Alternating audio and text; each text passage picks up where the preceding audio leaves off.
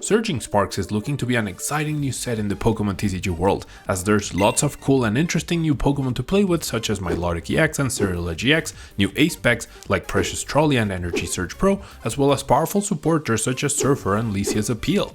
This set will not only bring out new powerful archetypes such as Pikachu EX based decks with Magneton and Gravity Mountain, but it will power up existing decks to bring them to a whole new power level and make them that much more threatening and powerful. Whether it is one card inclusion or a whole deck getting upgraded, in this video we will take a look at 4 different decks that get upgraded with the Surging Sparks set. Why only 4, you ask? Well, this set seems very restrictive in what cards are good and synergize with current meta decks, so things like Raging Bolt, Regidrago, Lugia, Palkia, Terrapagos, Iron Thorns and Snorlax don't really get any new cards to upgrade themselves with at all.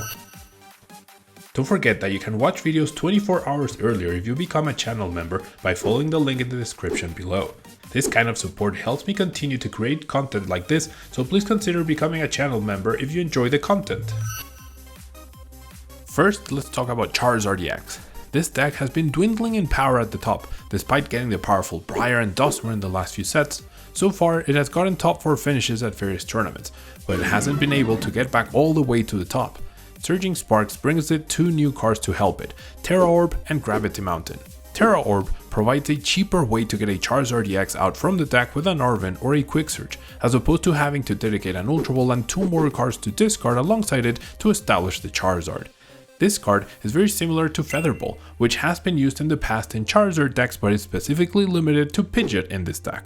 The main difference between Terra Orb and Feather Ball is that Pidgeot is fantastic to set up, but Pidgeot itself doesn't win you a game, whereas having the cheaper search for Charizard could be crucial in situations where you get Ionote into a low card hand and you can't afford an Ultra Ball, or early on you have too many valuable resources in your hand that you don't want to discard any of them. Next, Gravity Mountain might seem counterintuitive, as it reduces your Charizard's HP by 30, but it also reduces any mirror Charizard's HP, as well as Dragapult and Pidgeot, which are the 3 main stage 2s being played right now. Gravity Mountain is essentially a 30 damage boost to be able to 1KO Charizards and Dragapults once they've taken 4 prizes themselves, as you do 300 damage with Burdening Darkness. It can also be great to take down an opponent's Pidgeot once they have taken 2 prizes, as long as you have a damage modifier like Vitality Band or Defiance Band to increase your damage by at least 10 more.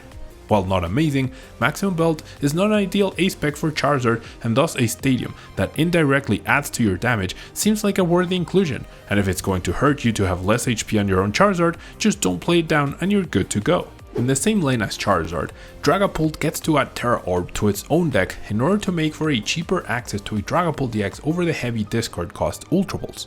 This has a bit more merit in this deck in particular when combined with Duskmore and only a supporting cast of basic Pokemon as opposed to Pidgeot versions. The non-Pidgeot versions of Dragapult are usually very bare bones and are having to really squeeze as most value as possible out of every resource they have available to them, and sometimes, and it's very often, you end up having to Arven for an Ultra Ball to establish your Dragapult EX into play, so having a more direct and cheaper option does seem like it's worth it overall. You don't have to go all out on Terra Orb to play all 4, a single copy as a searchable option will suffice for this sort of deck. Recently, there's been a new variant of Dragapult EX that is starting to get some momentum, paired with 4 Iron Thorns as a way to slow down the game early on by shutting down abilities from all rulebox Pokemon. This version specifically also plays a 1/1 line of Farigiraf to give better cover against the Raging Bolt matchup, and so it will really enjoy having access to Terra Orb as it doesn't play Fezandipiti or Rotom with Forest Seal Stone or any other supporting Pokemon to help search out pieces. So having a cheap way to get your Dragapult or Farigiraf out is amazing off a single Arven. This deck has also been taking advantage of the Precious Trolley ace spec as a way to just fully set up multiple Iron Thorns and Dreepy on the bench all in one go. This combines really well with Technical Machine Evolution to make sure that you have your backup Iron Thorns to keep up the ability lock, whilst being able to quickly evolve multiple Dreepy to access Recon Directive, as well as just have them in play to potentially attack with Dragapult if necessary. With 4 Crispin in the deck and Iron Thorn's Bolt Cyclone helping to power up Pokemon on the bench, surprisingly this ace spec seems more powerful than Sparkling Crystal in this version of the deck. The next deck that gets a nice array of new upgrades is Roaring Moon EX. This deck gets 2 new Pokemon to add to its lineup that might help it succeed more than before. The first is Latias EX, with the Skyliner ability removing the retreat cost of all your basic Pokemon in play. This ability is great, as this deck needs to pivot in between Pokemon a lot in order to get the most effective use out of Dark Patch. Now you may be wondering why you would need Latias EX when you already have Petron EX's Subjugating Chains ability. Well, the poison drawback is definitely annoying in situations where you would use Frenzied Gouging and are left with even less HP than usual after using it. Also, it allows you to pivot into non-dark type Pokemon in case you need to buy a turn with a Radiant Greninja in the active spot, something that Subjugating Chains doesn't allow, as Greninja is not a dark type Pokemon. If you've played with the deck before, you know both of these are not uncommon situations to happen throughout a game, so having the extra option is good. However, having the potential to attack with Petron's Irritated Outburst is also important for the deck, and so we also keep a copy of it in the deck.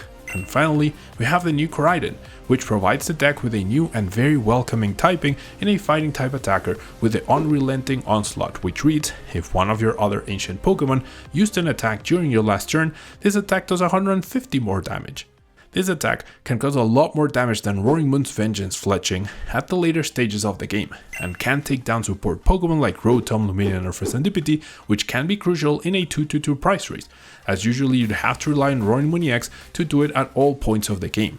At the very least, you can force your opponent to have a Gusting effect to win the game at the end. Not to mention, its fighting type allows you to knock out Pokemon like Terrapagos or Bluntner or Saluna without having to use Frenzied Gouging, so you don't expose a 2-price Pokemon, and it does it for less energy too. And finally we have Miraidon EX, which got 3 new Pokemon to play around with that might help it succeed in the Surging Sparks metagame. First, we have Latias EX, which has the same purpose as for Roaring Moon EX decks. The free treat can be very useful, not only freeing up space in the decks that no longer need Rescue Board, but also giving it more freedom to have supporting Pokemon like Tatsugiri to help it be more resilient to hand disruption. Alongside Latias EX, we have Pikachu EX, which is a Terra Pokemon that allows the deck to go with a wider bench of 8 Pokemon thanks to Area 0, but is a lot more resilient than the previous Terra Mewtwo EX thanks to its Resolute Heart ability protecting it. Pikachu EX and Area 0 make Raikou's Lightning Rondo a much more threatening tool for the deck, reaching up to higher numbers than the usual 220 damage it could before, for a much cheaper energy cost than Miraidon or Iron Hands. And finally, we have the biggest upgrade, Magneton. With Overwhelmed Discharge, Magneton is knocked out, and then you can attach up to 3 basic energy cards from your discard pile to your Lightning Pokemon in any way you like.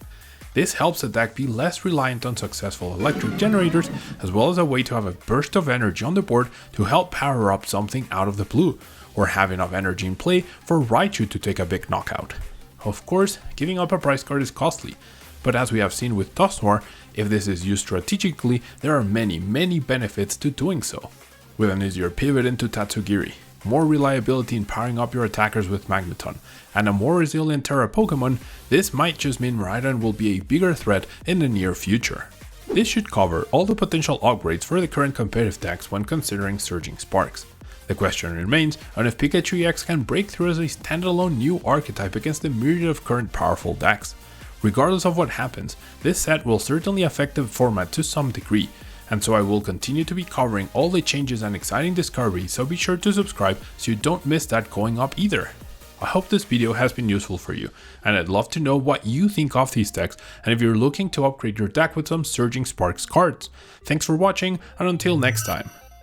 If you want to support the channel, you can use code tablemon to get 5% off at Potent Store for your online codes, 10% off for your sealed product at Flipside Gaming, and 10% off on your aluminum accessories at TC Evolutions. Or if you're looking to buy singles or sleeves, you can fill up your cart and close the tab, then click on the affiliate link in the description and check out.